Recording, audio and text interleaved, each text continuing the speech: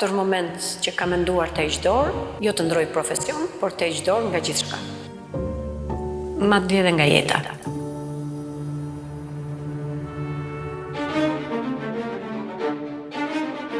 Ëndra ime ishte që unë të bëhesh aktore, të prekja skenën dhe ekranin, gjë që nuk e bëra dot dhe u zhgënjeva totalisht. Edhe aty kam menduar që të heq dorë nga gjithçka dhe mbas ashtu ju jap fund vuajtjeve të mia. Unë nuk isha një vajzë e denjë për teatr për shkak të problemeve të mia të asaj kohe të politikës. Kam kaluar depresion dhe është një fakt që unë e përmend gjithmonë, të bën të humbasësh veten, të humbasësh dëshirën dhe dashurinë për ta patur fëmijën afër. Teatri vazhdon të jetë si në fillimet e mia dhe si tani shpirti im, dashuria ime e madhe, jeta ime. Nga teatri fillon edukimi i gjithë komunitetit. Është zemra e një kombi. Publiku të mendohet 2 herë kur të flas për mua, sepse nuk e kam pasur të lehtë për të qenë Zamira Akita. Zamira.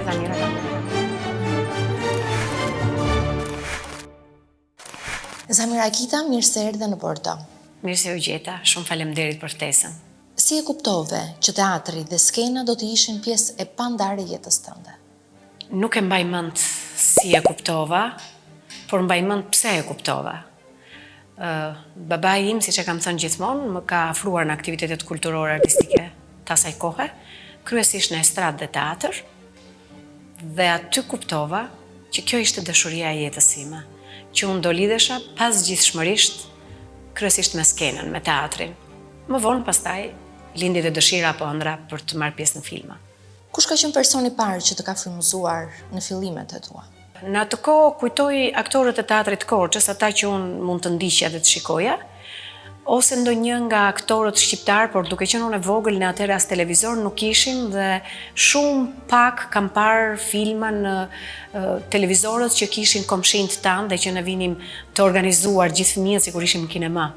Dhe nuk kujtoj ndonjë personalitet artistik që të ketë qenë frymëzimi për mua. Babai im po. Ai ka qenë, atë shikoja në skenë dhe e ndiqja pas në prova në teatr dhe me të kam luajtur në moshën 11 vjeçare. Kam luajtur në skenë. Jam gjitur në skenën e teatrit tonë. Ka pasur momente ku ke menduar të heqësh dorë mbasi të ndrosh profesionin? Ka patur moment që ka menduar të heq dorë, jo të ndroj profesion, por të heq dorë nga gjithçka. Madje edhe nga jeta. Sepse ka qenë një zhgënjim i madh kur mbas shkollës jam emëruar në një shtëpi kulture, në një fshat afër Korçës, si masovike, punonjëse e shtëpisë kulturës. Nuk ishte asgjë të keqe. Dhe njerëzit banorët e atij fshati kanë qenë shumë të mirë me mua, më kanë hapur dyert e shtëpive të tyre dhe më kanë dhënë shumë dashuri dhe mikpritje. Por nuk ishte kjo ajo që unë kisha zgjedhur të bëja. Unë kisha studiuar 4 vjet në Akademinë e Arteve, me aktorët më të mirë të asaj kohe, të cilët ishin edhe student me mua në një kurs, edhe pedagog. Dhe ëndra ime, duke qenë një vajzë e talentuar, siç më ishte thënë nga pedagogët dhe të tjerët, ishte që unë të bëhesh aktore, të prekja skenën dhe ekranin, gjë që nuk e bëra dot dhe u zhgënjeva totalisht. Kam vuajtur shumë këtë gjë për 4 vjet, edhe aty kam menduar që të heq dorë nga gjithçka dhe mbas ashtu ju jap fund vuajtjeve të mia. Por kuptohet, nuk isha kaq e dobët, isha një vajzë e fortë, kisha brenda vetes forcë dhe karakter dhe sigurisht që e vazhdova rrugën time. Shumë shpejt u ktheva në teatr dhe ja ku jam sot. Aktore. Si e kalove këtë zhgënjim? Çfarë të movoi më përpara këtë ose mbas edhe në situata të tjera gjatë? Po. Ajo që më bëri ta kaloj këtë zhgënjim ishin mikeshat e mia që i kisha shumë pranë vetes, disa aso kohë aktore të teatrit të Korçës dhe disa të tjera në profesione të tjera, edhe jashtë Korçës, dhe të gjithë njerëzit e mirë që më donin në atë fshat ku unë punova, quaj Pirg dhe vazhdon të jetë një fshat i Korçës. Mikeshat e mia të asaj kohe më kanë ndenjur pranë dhe shumë të tjerë që më vlerësuan nga larg dhe më morën si tjashme në teatr apo në estradë, si një amatore të themin. Në fakt unë nuk isha e tillë, isha e shkolluar, por nuk isha profesioniste, nuk isha në teatr. Dhe vazhdova të punoj kështu nga jashtë. Ju dhash me misha me shpirt të gjitha roleve derisa u ktheva në teatr, por aso kohë në estradën e qytetit. Krijova shumë karaktere, bëra shumë humor me aktorë të njohur të asaj kohe të Korçës dhe që atje pastaj filloi ndryshimi i jetës time, i ngjita shkallët pak e nga pak dhe sot besoj që jam e realizuar në shumë role që kam krijuar edhe me materialet humoristike estradën, dhe me komedi, edhe me dramë, edhe me filma. A është dikush që je më shumë mirënjohëse, që të ka dhënë një dorë, që të ka hapur një derë atëherë kur shumë dyrë të janë mbyllur? Patjetër. E filloi mirënjohjen time nga Petraq Zoto, që ka qenë drejtori i teatrit në ato vite, kur ende sistemi nuk ishte ndryshuar dhe unë nuk isha një vajzë e denjë për teatr për shkak të problemeve të mia të asaj kohe të politikës, por ai më hapi derën dhe më mori, luftoi shumë për të më marrë, sepse jo të gjithë ishin dashamirës. Në ato kohë komitetet e partisë, komitetet ekzekutive funksiononin ndryshe, i tillë ishte sistemi. Ai luftoi me talentin tim. Domethënë, gjithmonë thoshte është një vajzë e talentuar. Ai luftoi, unë besova tek ai dhe në 89-ën unë u emërova në teatrin profesionist në estradë. Jam shumë mirënjohëse sepse ishte ky fakt që më ktheu në teatr dhe nuk u shkëputam kur. Mirënjohja tjetër do të vazhdoj për Piro Milkanin, i cili më dha rolin tim të parë në film, gjë që shoqëruan shumë të tjerë dhe sot kam me dhjetra filma. Dhe më pas, për ta mbyllur, mirënjohjen e madhe për Niko Peleshin, mikun tim të ngushtë, politikan i suksesshëm, por kjo pak rëndësi ka për mua, ai ka një shpirt të madh, një zemër të madhe. Ai është një mik që më besoi te talenti im, te forca ime, tek aftësitë mia menaxhuese dhe më emëroi kur ishte kryetar bashkie drejtore të teatrit. Dhe unë e bëra me shumë pasion sepse teatrin e njihja mirë dhe e doja fort. E vazhdova këtë punë dhe po e vazhdoj edhe sot duke u zgjeruar në drejtimin e institucioneve kulturore, pra duke drejtuar artin dhe kulturën në qytetin e Korçës. Mot bëj 20 vjet që drejtoj teatrin e Korçës. A ka një rol ose një shfaqje që të ka ndryshuar shumë si artiste? Po. Është një rol dhe një shfaqje në jetën time që më ka ndryshuar shumë si artiste dhe si njeri. Sepse aty mësova shumë se çdo të krijosh një marrëdhënie njerëzore të mirë me gjithë stafin që punon, me një grup teatror, që nga regjisori edhe deri tek aktori i fundit, të japësh dhe të marrësh dashuri, dhe atje më është rikthyer dashuria për teatrin sërish, sepse disa vite ishte zbehur edhe nga ndryshimi i sistemeve dhe nga çoroditja e njerëzve, nga largimi shumë aktorëve. Ka qenë shfaqja kapitulli i dytë me regjinë e Qendrim Rianit, të cilin që rastin ta falenderoj që më riktheu dashurinë për teatrin, më bëri ta kuptoj më mirë teatrin, më bëri të kuptoj më mirë se si duhet punosh me rolin, si ta ndjesh atë dhe si ty ysh në petkun e këtij personazhi, dhe unë realizova Xhenin. Aty mësova të dua më shumë, aty mësova të bëj teatr më të bukur, më të mirë. A ka role që ke refuzuar? Po, ka role që kam refuzuar. Së fundmi kam refuzuar për shkak të ngarkesës së madhe dhe arsyeve shëndetësore, por në vitet e rinisë time kam refuzuar një rol në filmin Nekrologji. Ka qenë roli një prostitute, ishte krye prostituta. Ai ishte një rol shumë i bukur, mua më pëlqente shumë dhe unë nuk kam paragjykime. Unë jam aktore dhe kam emancipimin që të luaj çdo lloj roli dhe në çfarëdo lloj situate që të jetë, por bashkëshortit tim nuk i pëlqeu, si erdhi mirë që unë ta bëja atë rol. Kështu e ka formimin dhe ndërtimin ai, e pati të vështirë dhe unë u troqa sepse dua dhe kam dashur të ruaj ekuilibra gjithmonë në jetën time, duke i mbajtur mirë edhe atë familjare dhe atë artistike. Pra, ja kam plotësuar disa dëshira bashkëshortit atje ku ai nuk është ndjerë mirë që unë të bëj një rol apo të largohem, jam përpjekur të jem mirë me të dhe ndërkohë kam bërë shumë, kam bërë gjëra të bukura. Pas lindjes së vajzës suaj, keni përmendur në disa dalje tuaja që keni kaluar një periudhë të vështirë emocionale. Si ndikoi kjo në jetën tuaj artistike, duke qenë se është edhe një profesion që kërkon një motivim, një frymëzim, një gjendje më të qetë emocionale? Me herë pas vajzës unë kam kaluar depresion dhe është një fakt që unë e përmend gjithmonë, më vjen shumë mirë që e kam thënë. E kuptova që kam bërë mirë sepse kam ndihmuar shumë vajza të reja dhe gra të reja, nëna të reja. Ajo është diçka fiziologjike që ndodh, është çështje hormonale mbas lindjes, të bën të humbasësh veten, të humbasësh dëshirën dhe dashurinë për ta patur fëmijën afër, ndërkohë që je dhe posesive ndaj fëmijës, i ke të dyja bashk, nuk di si të luftosh për të kap një emocion shumë i madh, depresioni është shumë i vështirë, sa mund të kalojë edhe në çmenduri. Unë e pata 40 ditë për fatin e mirë dhe mbas 40 ditëve ju riktheva jetës normale dhe u shërova totalisht.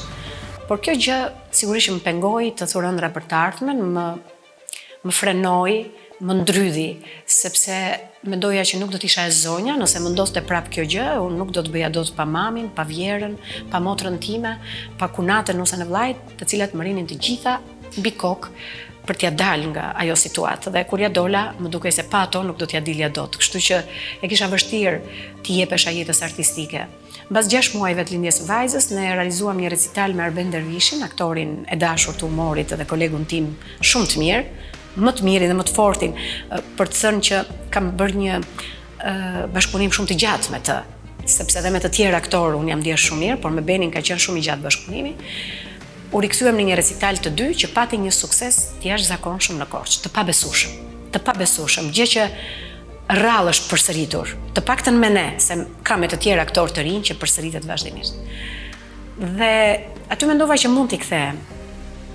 Po u desh një vit, 2 që ta rimarr veten gradualisht, mbas këtij 6 mujori që ne bëm recitalin, që realizuam shumë bukur. Dhe titulli ishte shumë i bukur, sa ka parë Korça si këta, për ne të dy.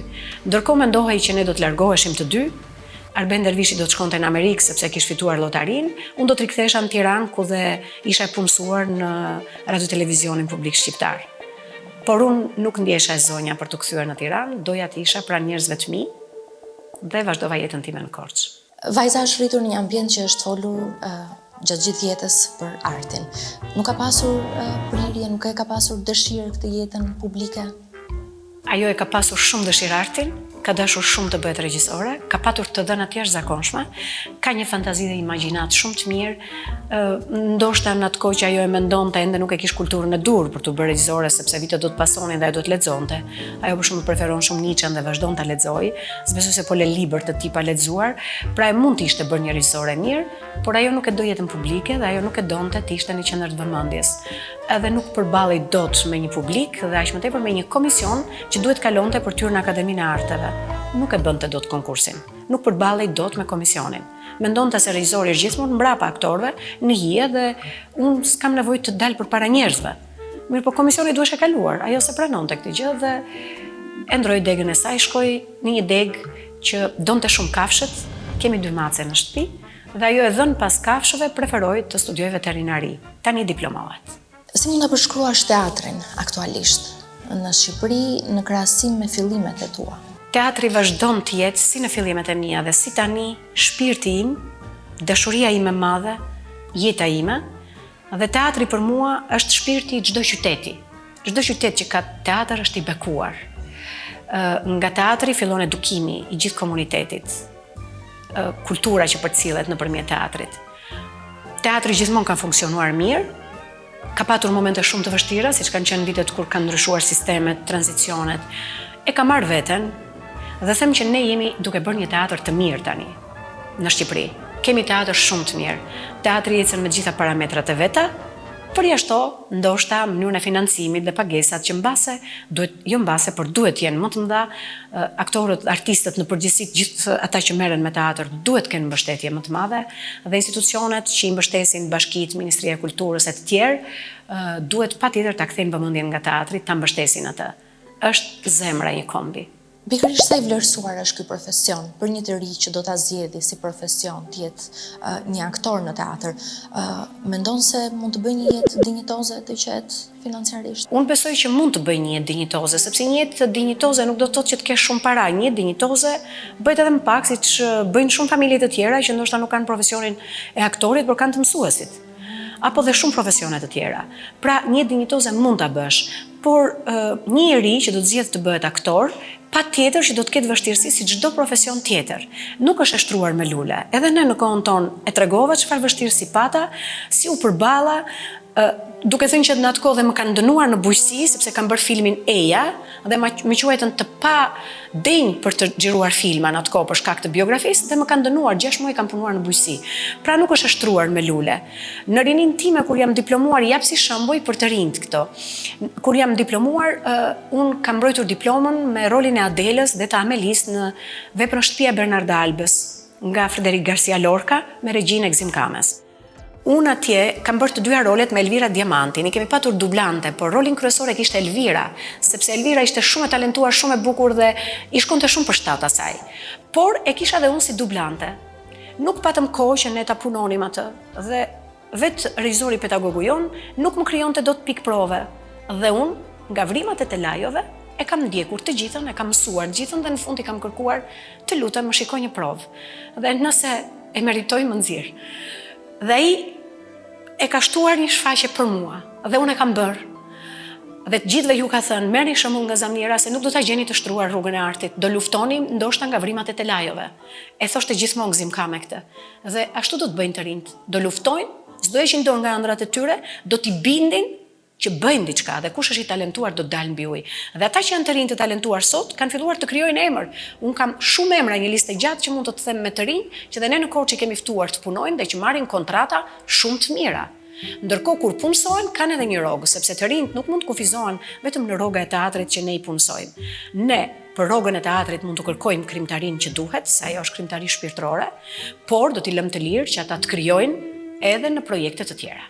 Dhe besoj që është zgjedhja e dur dhe rruga e dur për të jetuar dhe për të patur një jetë dinjitoze. Çfarë do doje që publiku të mbante mend për ty? Publiku duhet mbaj mend që unë nuk i kam patur të lehta gjërat, si në kolektivat ku kam punuar, në të gjithë grupet e teatrit apo të filmit ku kam punuar, nuk i kam pasur të lehta, as të përzgjidhem, as të punoj dhe të realizoj, ka qenë shumë e vështirë. Edhe jam përballur edhe me konflikte, edhe me njerëz që ndoshta më kanë luftuar se s'mund të them që s'më kanë dashur, po pse jo dhe s'më kanë dashur, dhe nuk i kam pasur të lehta gjërat as në familjen time. Pra, kam luftuar shumë. Këtë duhet ta di publiku të mos e haroj asnjëherë që kjo që jam sot, jam me shumë sakrificë. Dhe publiku të mendohet dy herë kur të flas për mua, sepse nuk e kam pasur të lehtë për të qenë Zamira Kite. Kritikën në skenë si e përballon? Unë i pranoj me shumë dashamirë si të gjitha.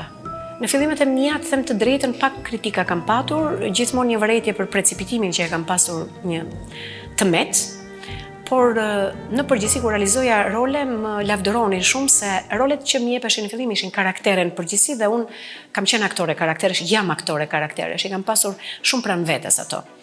Dhe kam marrë fjalë të mira, por kam patur edhe kritika, thuan dhe kritika në zë, ka dhe njerëz që mendojnë që unë edhe kur bëj komedi e vazhdoj të bëj estradë, domethënë ka nga më të ndryshmet. Unë i mbaj vës në vesh të gjitha sepse dua që të korrigjohem, të jem sa më besueshme në lojën time, që të jem një aktore konkrete e natyrshme e besueshme për atë që bëj. Pra unë i pranoj me shumë dashamirësi kritikat. Nuk mërzitem as pak kur jam në kompeticione, konkurse të ndryshme edhe nuk vlerësohem, por dikush tjetër e merr çmimin, ma besoni, gëzohem për kolegët e mia sepse nuk është radha ime. Shumë shpejt vjen radha ime dhe unë kam marr shumë çmime. Pra duke qenë kokulur dhe duke pritur vlerësimin e kolegëve, sepse në juri kolegët tan janë, ata ndryshohen her pas here, kanë ardhur vlerësimet tek unë. Pra nuk duhet të mërzitesh. Çmimi nuk është gjithçka. Publiku, duart trokitjet janë satisfaksioni më i madh dhe patjetër çmimet vijnë. Nëse nuk e marr unë, e merr një kolegja ime.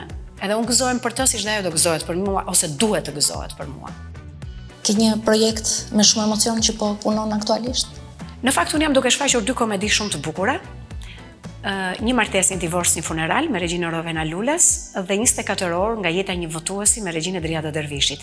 Janë dy komedi shumë të bukura që më japin emocion për humorin e bukur edhe shumë klas që krijohet. Ndërkohë sapo kam përfunduar filmin Me Fat, që më jep shumë emocion, është Maxi Maladini, djali që realizon që është roli kryesor i këtij filmi dhe unë jam nëna e tij. Ai është një personazh që luan boks dhe sigurisht që ngatrohet me punë pista dhe nëna vuan për këtë shkak, por djali ka realizuar një film shumë të bukur dhe skenat e boksit janë të mrekullueshme sepse ai i është dashur të ndjek një kurs të stërvitet për këtë me muaj të tëra për të realizuar dhe janë ndoshta skenat e vetme në një film shqiptar. Pres të fillojë xhirimet e një filmi tjetër. Dhe ndërkohë në teatr kemi filluar veprën e re që e presim me shumë emocion, 8 persona plus. Janë dy vajzat e Ferdinand Radit, Andeta dhe Rozana Radi, që do të rikthejnë në kujtim të babait të tyre këtë vepër në Korçë, e cila është vënë 30 vjet më parë në teatrin e Korçës. Dhe ne do ta rikthejmë duke e ftuar dhe Medi Malkën për të qenë pjesë. Në rolet kryesore do jenë Rozana Radi dhe Albano Prodani, djalit të madhit Aleko Prodani. Me një rol shumë të bukur, do të luaj unë. Do t'jenë dhe dy të rinjt, Eugene Plovishti, që është një nga aktorët e rinj më të suksesshëm, dhe Blerta Belliu, Ilda Pepi, Antonio Tole, janë aktorët e trupës son. Andeta Radi do t'jetë regjisorja e kësaj komedie. Mezi e presim të dalë, se besojmë që do të kemi një sukses dhe publiku do ta pres. Samira, të urojmë shumë suksese dhe faleminderit që ishe me ne. Unë ju falenderoj shumë, ju përshëndes ju dhe të gjithë ata që na ndjekin.